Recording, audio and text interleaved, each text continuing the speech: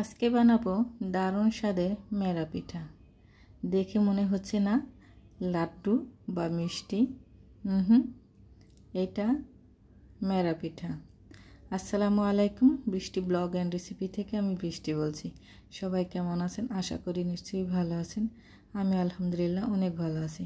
আমার ভিডিওটি যে যেখান থেকে দেখতেছেন কাছে ও দূরে তাদের অসংখ্য ধন্যবাদ। ভিডিও দেখার সময় একটা লাইক দিয়ে ভিডিও দেখবেন, ফুল ওয়াচ করবেন। আমার ইউটিউব চ্যানেলটা সবাই সাবস্ক্রাইব করবেন। একদমই রসগোল্লার মতন, খেতেও অসাধারণ। তো আজকে বানাবো মেরা পিঠা। এর জন্য চুলে একটা কড়াই বসিয়ে দিয়েছি, 2 কাপ পানি দিয়ে দিলাম, তারপর দিয়ে দিলাম স্বাদ মতন লবণ। পানিটা বলক আসছে, আমি 1 কাপ পানি উঠায় রেখেছি আর 1 কাপ পানি এখানে রয়েছে। তারপর দিয়ে দিলাম গুড়, আর এখন দিয়ে দিচ্ছি নারকেল কুড়া। তারপর দিয়ে দিলাম 1 বাটি চালের গুঁড়া, পিঠার চালের গুঁড়া দিয়ে ঢাকনা দিয়ে ঢেকে দিলাম। এখন নাড়া দিব। চুলার আঁচটা লোতে রেখে চালের গুঁড়াটা সেদ্ধ করে নেব। আবারও ঢেকে দিচ্ছি। চুলার আঁচটা লোতে রেখেই চালের গুঁড়াটা সেদ্ধ করে নেব, একটা আটার খামি করে নেব। আমি 2 কাপ পানি দিয়েছিলাম আর 1 কাপ উঠিয়ে রেখেছিলাম, কারণ পানি বেশি হয়ে গেলে পাতলা হয়ে যাবে, আর যদি এখন পানি লাগে ওখান থেকে অল্প অল্প পানি দেওয়া যাবে। তো আমার পানিটা লাগে নাই, 1 কাপ পানি আর 1 বাটি চালের গুঁড়াই সেদ্ধ হয়ে গেছে। চালের গুঁড়া যদি আরেকটু বেশি দেন তাহলে পানিটাও আরেকটু লাগবে। তো পানিটা একটা কাপে উঠায় রাখলে গরম পানি যদি সেদ্ধ না হয় একটু একটু করে দিয়ে তারপর সেদ্ধ করা যাবে। তো আমার চালের খামিটা কি সুন্দর সেদ্ধ হয়ে গেছে। এই গরম অবস্থায় কিন্তু এই ভালো করে মথে নিতে হবে, ঠান্ডা হয়ে গেলে কিন্তু শক্ত শক্ত হবে, ভালো হবে না, নরমও হবে না। আর দেখেন কত সুন্দর নরম হয়েছে।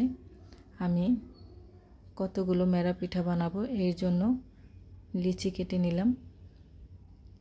এখন 2 হাতের তালুতে করে ঘুরিয়ে ঘুরিয়ে এই তো হয়ে গেল।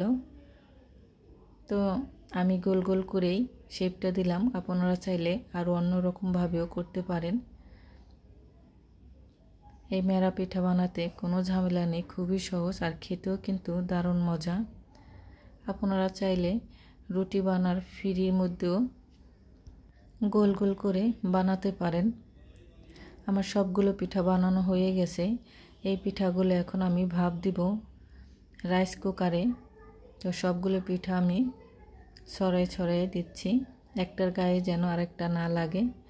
তো 20 মিনিট ভাপ দিয়েছি, দেখেন কত সুন্দর হয়েছে। এখন আমি নামিয়ে নেব। মাশাল্লাহ মাশাল্লাহ, কালারটা অনেক সুন্দর হয়েছে। আপনারা চাইলে চিনি দেওয়া করতে পারেন, কিন্তু গুড়েরটা খেতে ভালো লাগে, দেখতেও সুন্দর, চিনি দেওয়া করা যাবে। দেখেন কতটা সফট হয়েছে। আর এই মেরা পিঠা কিন্তু ঠান্ডা হলে খেতে বেশি ভালো লাগে, বিশেষ করে রাতে বানালে সকালে খেতে আরও ভালো লাগে। তো কেমন লাগলো আমার এই মেরা পিঠা বানানো? ভিডিওটি যদি ভালো লাগে লাইক কমেন্ট করবেন, শেয়ার করবেন, ইউটিউব চ্যানেলটা সাবস্ক্রাইব করবেন, আর ফেসবুক পেজটা যারা দেখতেছেন প্লিজ আমার ফেসবুক পেজটা সবাই ফলো দেবেন। হয়ে গেল মেরা পিঠা। আমার রেসিপিগুলো যদি কোনো অংশ ভালো লাগে অবশ্যই একটা লাইক দিবেন আর কমেন্টস করবেন। আর একটু ভালো লাগলে আমার ইউটিউব চ্যানেলটা সাবস্ক্রাইব করে আমার পাশে থেকে যেতে পারেন। তো সবাই ভালো থাকবেন, সুস্থ থাকবেন, দেখা হবে নতুন আরেকটা ভিডিওতে। ভালো থাকেন, সুস্থ থাকেন, আল্লাহ হাফেজ।